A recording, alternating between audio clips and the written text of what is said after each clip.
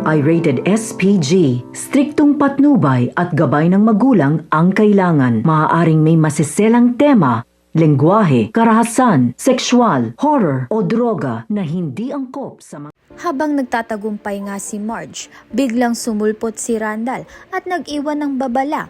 Huwag daw nga siyang basta-basta magtitiwala sa mga tore-kampo dahil mukhang may alam nga itong si Randall sa mga lihim na itinatago ng pamilya.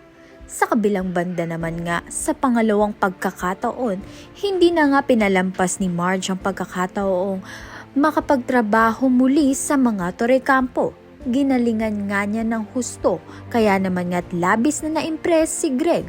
Dahil dito, binalak ni Greg na ipakilala at ipakipag-date si Marge sa anak niyang si Paolo. Ngunit ang ihip ng hangin ay nag-iba.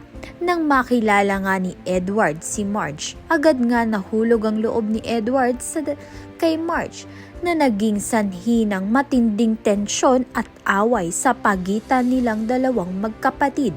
Kaya naman nga't si Marge nga ang magiging dahilan ng pag-aaway nga nito ng magkapatid. Kaya naman nga't yan at iba pa ang dapat nating pakaabangan. Maraming salamat sa iyong panunood.